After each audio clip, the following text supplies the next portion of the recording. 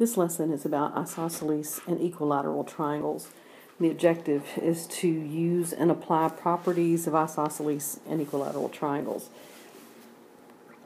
First definition is of an isosceles triangle. An isosceles triangle has at least two congruent sides. The congruent sides of an isosceles triangle are called the legs. And the third side, that's not a leg, is called its base. And the two congruent legs come together to form the vertex angle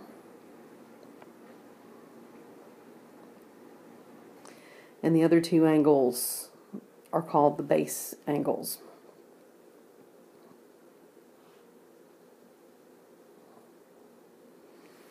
So look at your diagram. Here we have two sides that are congruent. Those are the legs. You've got the other side, which is the base. Then you've got the two legs coming together for the vertex angle. And then the other two angles at the bottom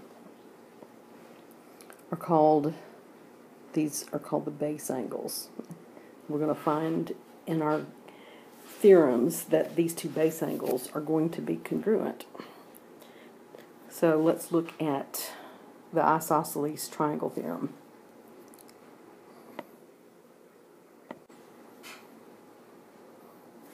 In the isosceles triangle theorem, it states that if two legs of a triangle are congruent, then the angles opposite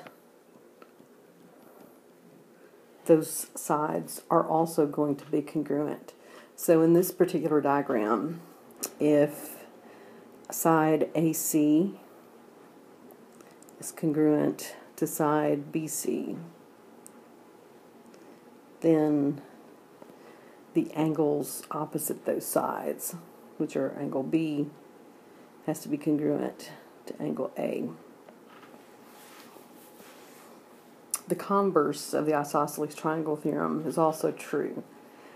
So in the converse, if we have two angles of a triangle that are congruent, then the sides opposite those angles are also going to be congruent. So in this diagram, if angle A is congruent to angle B, then the sides opposite those, which are CB, has to be congruent to AC.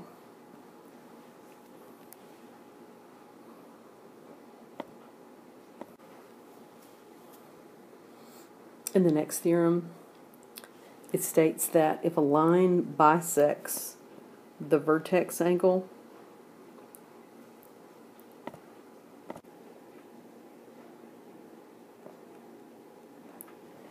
the vertex angle of an isosceles triangle, then the line is also going to be the perpendicular bisector of the base.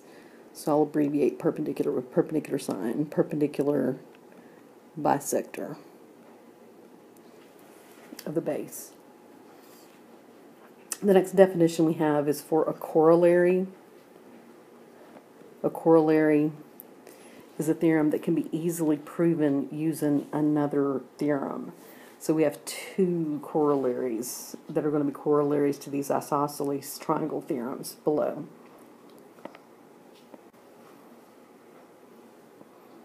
The first corollary is the corollary to the isosceles triangle theorem, and it states that if a triangle is equilateral, then it is also equiangular.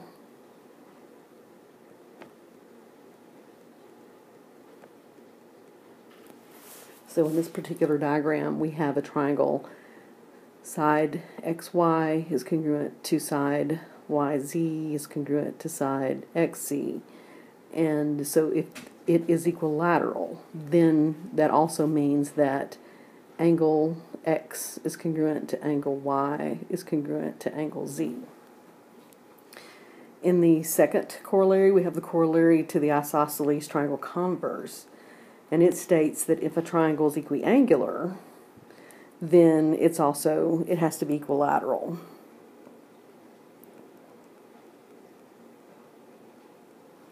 So in this diagram, we have angle X is congruent to angle Y is congruent to angle Z. And if that's true, then the sides opposite those also have to be congruent. So YZ has to be congruent to XZ, which has to be congruent to XY. So from these definitions, we also need to note that an equilateral triangle is also an isosceles triangle by definition, because all equilateral triangles have at least two congruent sides. So it is also isosceles, since that's the definition of an isosceles triangle. So let's look at the examples on the right. In problem 1, there are two questions. Look at the diagram. First question asks, is segment GK congruent to segment HK? And explain why or why not. So if we look at these, we see that angle G is congruent to angle H because of the congruence markings on the angles. So that means that the sides opposite those angles also have to be congruent. So the answer is yes. And your explanation is because of the isosceles triangle theorem converse.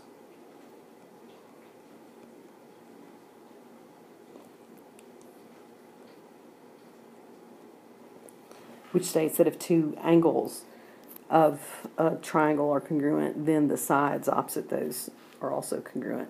So the second question is asking, is HL congruent to KJ? Looking at the diagram, there's no relationship between the angles and the sides for those particular two segments, because we're only looking at a part of a side, not the entire side. So we can't make that conclusion. So the answer to this one is not necessarily.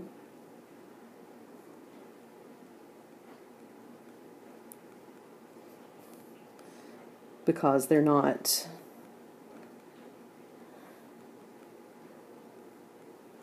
corresponding parts of an isosceles triangle.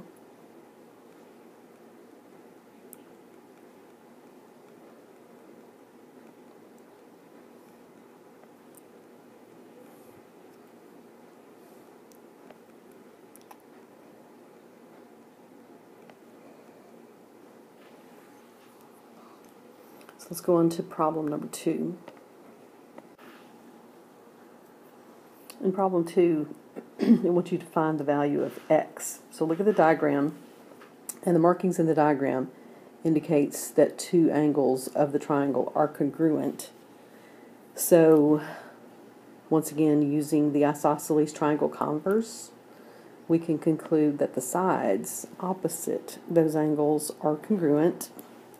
So we can set this up as 7x minus 10 equals 3x plus 6, and solve this for x. Subtract the 3x from both sides, you get 4x on the left side. Add the 10 to both sides, you get 16 on the right. Divide both sides by 4, and x is equal to 4.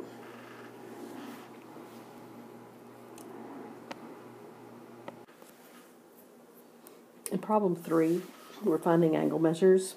And it tells you in the diagram that triangle PLN is congruent to triangle LNS. And it wants to know what the measure of angle S is in the figure below. So look at angle S, and we got to see what angle that corresponds to in the other triangle.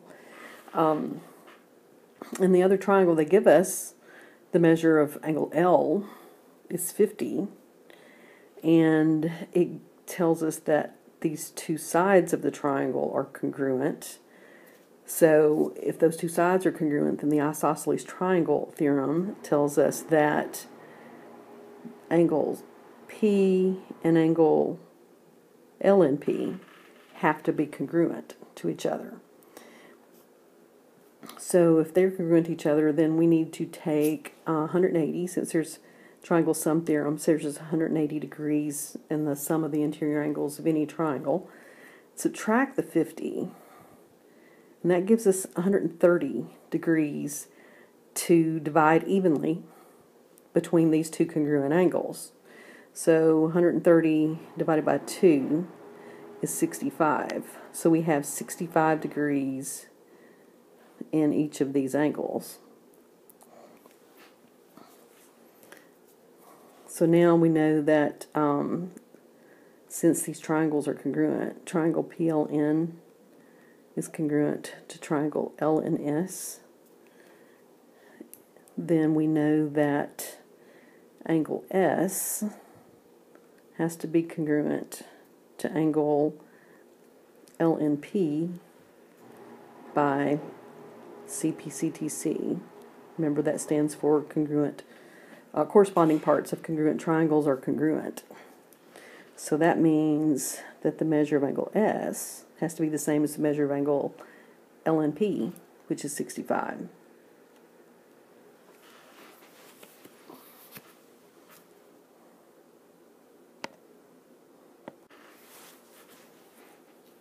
And last problem, problem 4, we have two problems that are going to use equilateral triangles and their properties. In the first problem, it says an equilateral triangle and an isosceles triangle share a common side. So what is the measure of angle ABC? So angle ABC, look in the diagram, is that entire angle of that figure. So let's look at the information that they give you. The information here, we have an isosceles triangle. Triangle ABD is isosceles. So that means that if angle A is 66, then angle ADB also has to be 66. Because if the sides are congruent, then the angles opposite those sides have to be congruent by the isosceles triangle theorem. So if those two are 66, we can use that. The other triangle, the triangle BCD, has all three sides congruence markings on them, so it's an equilateral triangle. And remember, all equilateral triangles are also equilateral. Equilateral is also equiangular, sorry. So that means that each of these angles, if we take 180 divided by 3 is 60. So that means that in all equilateral triangles, the angles are 60 degrees. So we have three 60-degree angles in that triangle. So how are we going to figure out the measure of that entire angle, ABC? We need to know the measure of angle ABD, and we need to add it to 60, and then that will get us the measure of angle ABC. So if we take these two base angles of the isosceles triangle, the two 66-degree angles, add those together, 66 plus 66 is 132. So if we now take 180 degrees, because there's 180 degrees in that entire triangle ABD. So take the 180 degrees, subtract the 132, and that's going to give you 48 degrees left up in angle ABD. So up there's 48 degrees. So now we know the measure of angle ABC is equal to 48 plus 60, which is 108 degrees. The second problem, we have an equilateral triangle, because we have three sides in the triangle on the left that's marked congruent, you have to find the value of N and M in the diagram. So once again, we know that's equilateral, so it's also equiangular. So these three angles in that triangle are 60. So now let's look up at the angle, that's angle N. There's a right angle marking there, which says that those two angles have to add together to be 90. So N has got to be 90 minus 60, which is 30. So N has got to be 30. And then we have another right angle at the bottom of that triangle, making it a right triangle. And M, so that means that M and N are going to be complementary angles. They have to add together to be 90 because they're the two acute angles of a right triangle, which have to be complementary. So M has got to be equal to 90 minus the 30 that we found for N. So it is 60 degrees.